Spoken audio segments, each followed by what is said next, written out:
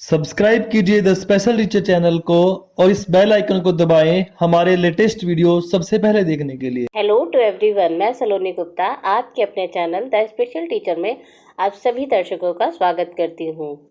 दोस्तों, आज हम यहाँ पर डीएड एचआई के पेपर 10 के बारे में पढ़ने वाले हैं, जिसका नाम है family, community and hearing impaired child. इसकी फर्स्ट और सेकंड यूनिट को ऑलरेडी मैं आपके साथ डिस्कस कर चुकी हूँ। यदि आप उसे मिस कर गए हैं तो मेरी प्रीवियस वीडियोज़ में जाके चेक कर सकते हैं और टॉपिक वाइज चीज़ों को समझ सकते हैं। आज का जो टॉपिक है वो पेपर 10 का थर्ड यूनिट का 3.4 है, जिसका नाम है families role in creating a right based society. अगर हिंदी में इसका अर्थ बताऊं तो होगा सही समाज के निर्माण में परिवार की भूमिका। देखिए, स्पेशल एजुकेशन से संबंधित जुड़ी सभी जानकारी के लिए आप हमारे चैनल को सब्सक्राइब कर लीजिए और अधिक जानकारी के लिए आप हमारे व्हाट्सएप ग्रुप और टेलीग्राम ग्रुप से भी जुड़ सकते हैं। तो चलिए आज हम स्टार्ट करते हैं आज का टॉपिक। सबसे पहले तो मैं आपको समाज क्या होता है, सोसाइटी क्या होती है, इसके बारे में बताना चाहूँगी। समाज एक से अधिक लोगों के समुदाय से मिलकर बने एक वृहद समूह को कहते हैं, जिसमें सभी व्यक्ति मानवीय क्रियाकलाप करते हैं। मानवीय क्रियाकलाप में आचरण संबंधी, सामाजिक सुरक्षा व निर्वाह आदि क्रियाएं सम्मिलित होती हैं। किसी समाज में आने वाले व्यक्ति एक दूसरे के प्रति परस्पर स्नेह व सहृदय का भाव रखते हैं। कहने का मतलब ये है कि समाज में बहुत सारे लोग एक साथ मिलकर रहते हैं और एक दूसरे के प्रति स्नेह व प्रेम की भावना रखते हैं और एक दूसरे के साथ मिलकर कार्य करते हैं, और उनमें जो मानव संबंधी जो क्रियाकलाप होती है वो एक दूसरे से संबंधित होती है और वह सहयोग के द्वारा पूर्ण होती है। अगर आम तौर की भाषा में मैं आपको बताऊं तो समाज का अर्थ होगा कि सबसे पहला, समाज की सबसे छोटी इकाई एक व्यक्ति को माना जाता है। व्यक्ति एक परिवार का निर्माण करता है और कई सारे परिवार मिलकर समुदाय का निर्माण करते हैं और उसके बाद समुदाय समाज की रचना करता है। समाज की परिभाषा को मैंने इंग्लिश में भी लिखा हुआ है, आप अपनी सहूलियत के लिए रीड कर सकते हैं, इसे मीनिंग वही रहेगी। समाजीकरण, इसमें दूसरा शब्द आया है समाजीकरण, जिसे हम इंग्लिश में सोशलाइजेशन कहते हैं। इसकी परिभाषा हम देख लेते हैं। समाजवाद धन और संपत्ति के वितरण में समाज के सब सदस्यों को समान मानने की राजनीतिक विचारधारा है। कहने का मतलब ये है कि समाज में प्रत्येक व्यक्ति का स्तर और उसकी जो भावनाएं हैं उसे समान ही माना जाता है। किसी के प्रति हम भेदभाव या फिर हम किसी भी प्रकार का कुविचार नहीं ला सकते अपने मन में। और आमतौर की भाषा में समाजीकरण की प्रक्रिया वह प्रक्रिया है जिसके द्वारा मानव एक समाज में रहने के लिए उसकी जो मूलभूत नियम कानून होते हैं उसको सीखता है और उसको अपना लेता है, तब वो जाकर कहीं एक समाज का हिस्सा बनने में सक्षम हो पाता है। यदि किसी व्यक्ति में समाजीकरण की प्रक्रिया जो है वो बाधित है या फिर नहीं हो पाई है तो उसे समाज में एडजस्ट करने में व समाज में अपना स्थान बनाने में बहुत प्रॉब्लम होगी। और परिवार की योगदान की क्या महत्वपूर्णता है कि मतलब परिवार कैसे इम्पोर्टेंट है इस समाजीकरण की प्रक्रिया में व समाज में। तो हम इस प्रकार देखेंगे, परिवार समाज का हिस्सा होता है। जैसे कि मैंने आपको शुरुआती में बता दिया था कि एक व्यक्ति जब परिवार की रचना करता है और परिवार जो है वो समुदाय की रचना करता है और समुदाय समाज की रचना करता है, तो हम ये कह सकते हैं कि परिवार जो है वो समाज का द्वितीय महत्वपूर्ण अंग है। यदि परिवार नहीं होगा तो हम समाज की भी रचना करना संभव नहीं मान सकते। इसमें दूसरा बिंदु है, परिवार के प्रत्येक सदस्य की समाज में भागीदारी होती है। देखिए, परिवार में कई सदस्य पाए जाते हैं, चाहे वो स्त्री वर्ग के हों या पुरुष वर्ग के हों या फिर उनमें जो अन्य वर्ग भी आते हैं वो सम्मिलित होते हैं, लेकिन हम घर में भी अपने कर्तव्य निभाते हैं और बाहर जाकर भी अपने सामाजिक कर्तव्यों को भी निभाते हैं समय समय पर। तो हम ये कह सकते हैं कि समाज के प्रत्येक सदस्य की जितनी महत्वपूर्ण कर्तव्य उसके घर के अंदर होते हैं उतने ही महत्वपूर्ण उसके कर्तव्य बाहर भी होते हैं, जहाँ पर वो समाज का एक हिस्सा बन जाता है और एक सामाजिक व्यक्ति के रूप में अपने आप को प्रस्तुत करता है।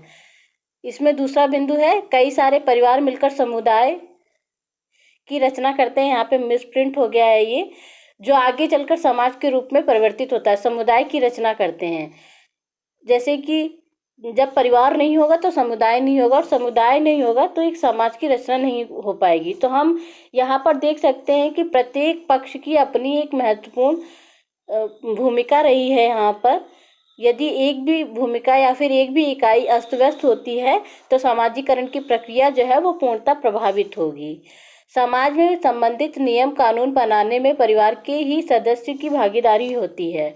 जैसे कि मैंने बताया कि परिवार के अंतर्गत हम अपने सदस्यों से संबंधित कर्तव्य को निभाते हैं, और जब हम अपने परिवार से बाहर जाके मतलब समाज का जब हिस्सा बनते हैं तो समाज से संबंधित कई कर्तव्यों को हम पूरा करते हैं। जैसे मान लीजिए एक टीचर का ही एग्जाम्पल यदि मैं आपको दूं तो टीचर का भी अपनी एक फैमिली होती है, उसके भी घर परिवार के लोग होते हैं, उसके अपने बच्चे होते हैं। लेकिन जब वो घर में अपनी जिम्मेदारियां निभा ही रही होती है, एक शिक्षक हो चाहे वो फीमेल हो चाहे वो मेल हो, तो जब बाहर जाता है विद्यालय में अपने व्यवसाय को अपनाता है तो वहाँ पर भी वो एक सामाजिकरण की प्रक्रिया में सहयोग दे रहा है बच्चों को शिक्षित करके, क्योंकि आगे चलकर वे बच्चे सामाजिकरण की प्रक्रिया को अपनाएंगे और समाज का एक अच्छा नागरिक बनेंगे।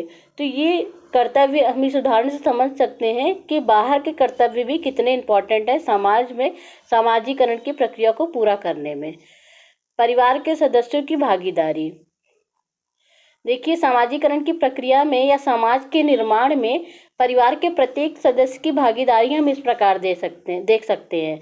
माँ की भूमिका, बच्चा जन्म लेने के उपरांत माँ से ही प्रथम अपना संबंध स्थापित करता है।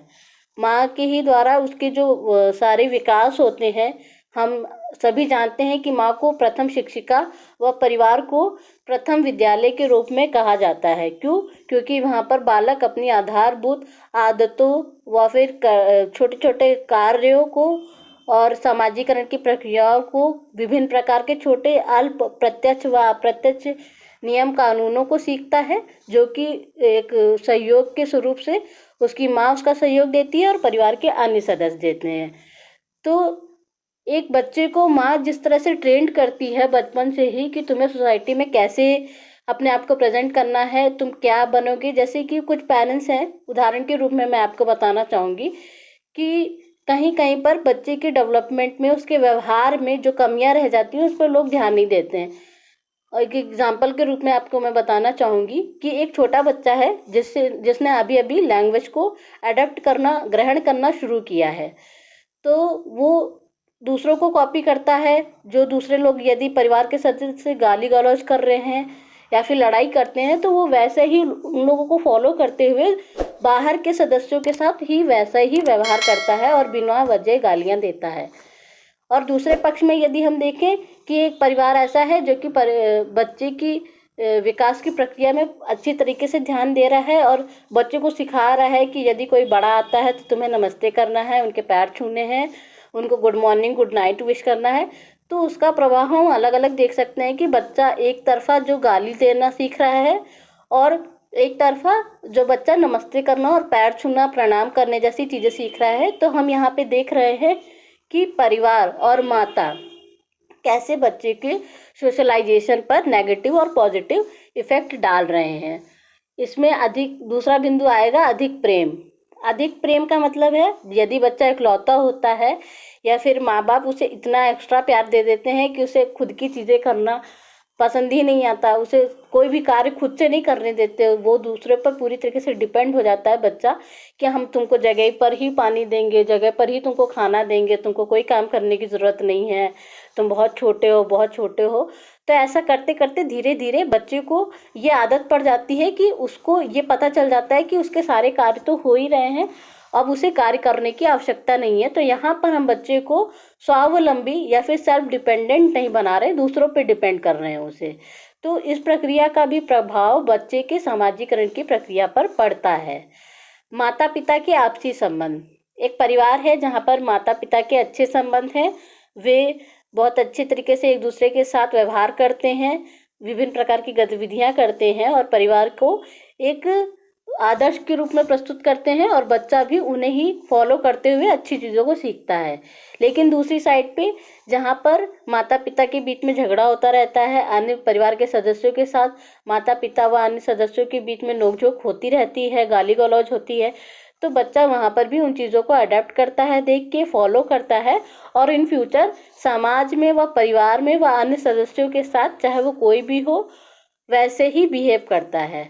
तो यहाँ पर भी सोशलाइजेशन में माता पिता के संबंध बहुत ही पॉजिटिव और नेगेटिव इफेक्ट डाल सकते हैं बच्चे के ऊपर। इसमें जो चौथा बिंदु है वो परिवार के अन्य सदस्यों के साथ बच्चों के संबंध। माता पिता के साथ साथ परिवार के प्रत्येक सदस्य की भूमिका बच्चे के जीवन में प्रभाव डालती है। जैसे कि बड़े भाई बहन, चाचा चाची, दादा दादी, सभी लोग उसे कुछ ना कुछ प्रत्यक्ष व अप्रत्यक्ष रूप से सिखाते ही रहते हैं, क्योंकि बच्चा जो है वो परिवार का सदस्य होता है और परिवार में अधिक से अधिक समय व्यतीत करता है। तो परिवार का प्रत्येक सदस्य उसे कुछ सकारात्मक व नकारात्मक, प्रत्यक्ष व अप्रत्यक्ष, इनडायरेक्ट या डायरेक्ट रूप से उसे कुछ ना कुछ सिखा ही के जाता है, और जिसका प्रभाव उसके समाजीकरण की प्रक्रिया में पड़ता है। जैसे कि दादा दादी के द्वारा हम अधिकतर देखते हैं कि हमें विभिन्न प्रकार के संस्कारों को ग्रहण करने का अवसर मिलता है, और चाचा चाची हमें अन्य सारे सदस्यों से मिलवाते हैं या फिर अधिक बातचीत रहते हैं। कि हम ये देख सकते हैं कि परिवार में यदि बहुत न्यूक्लियर फैमिली है तब तो बच्चा अपने माता पिता पर ही डिपेंड है, लेकिन अगर फैमिली ज्वाइंट है तो बालक जो है वो हो सकता है किसी न किसी परिवार के सदस्य के लिए बहुत उसके करीब हो, उससे ज़्यादा बात करे, तो उस व्यक्ति से बालक जो है वो अधिक सीखता है। तो परिवार के अन्य सदस्यों की भी अपनी भूमिका होती है, और ये भूमिका तब और अधिक महत्वपूर्ण हो जाती है जब माता पिता वर्किंग होते हैं और बच्चा जो है वो जॉइंट फैमिली में रहता है और परिवार के अन्य सदस्य उसकी देखरेख करते हैं उसके माता पिता की गैर मौजूदगी में। परिवार की आर्थिक स्थिति, देखिए हम ये सब जानते हैं, कहते भी हैं आमतौर पे कि आर्थिक स्थिति व धन कोई मायने नहीं रखता, लेकिन जब आधारभूत चीज़ें ही बालक को उपलब्ध नहीं हो पाएंगी या फिर उसके जो डेवलपमेंट में चीज़ें यूज़ हो रही हैं, अब जैसे बालक को शिक्षित करना है तो हमें उसके लिए धन की आवश्यकता पड़ेगी। लेकिन बहुत सारे पेरेंट्स ऐसे होते हैं जिनके पास पर्याप्त धन नहीं होता, वो केवल बच्चे को खिला पिला सकते हैं, उसे स्कूल नहीं भेज सकते, या फिर उसकी अदर जो बहुत बेसिक नीड्स हैं वो उसे कंप्लीट नहीं कर सकते। तो ऐसी स्थिति में भी बच्चे का सामाजिकरण प्रभावित होता है। उदाहरण के तौर पर मान लीजिए बहुत ही गरीब मलिन बस्ती का एक बालक है और वो केवल उसकी आर्थिक स्थिति इतनी दयनीय है कि उसे कभी भोजन प्राप्त होता है और कभी नहीं होता। तो आगे चलकर वो फ्रस्ट्रेट होकर हो सकता है कि अपना मार्गदर्शन सही तरीके से ना कर पाए या उसे ना प्राप्त हो मार्गदर्शन, तो वो हो सकता है कि आगे चलकर चोर बन जाए या जेब कतरा बन जाए या फिर कोई भी आपराधिक कार्य करने लगे जो कि उसे नहीं करना चाहिए। तो इसका भी प्रभाव बच्चे के जीवन में पड़ता है, जो कि ये आगे चलकर निर्धारित करता है कि बालक आगे चलकर समाज का किस प्रकार का नागरिक बनेगा, एक सफल नागरिक बनेगा या फिर आपराधिक नागरिक बनेगा। तो आई होप सो आपको ये समझ में आया होगा कि एक परिवार की क्या भूमिका होती है समाज को सही रूप से प्रस्तुत करने के लिए, कि एक समाज को कैसे एक परिवार अच्छा एग्जाम्पल सेट कर सकता है या फिर एक अच्छा समाज बना सकता है परिवार। तो आपको यदि ये वीडियो पसंद आई तो प्लीज़ वीडियो को लाइक कीजिएगा, सब्सक्राइब कीजिएगा हमारे चैनल को, और अगले टॉपिक को मैं आपके साथ नेक्स्ट वीडियो में डिस्कस करूँगी। तब तक के लिए धन्यवाद।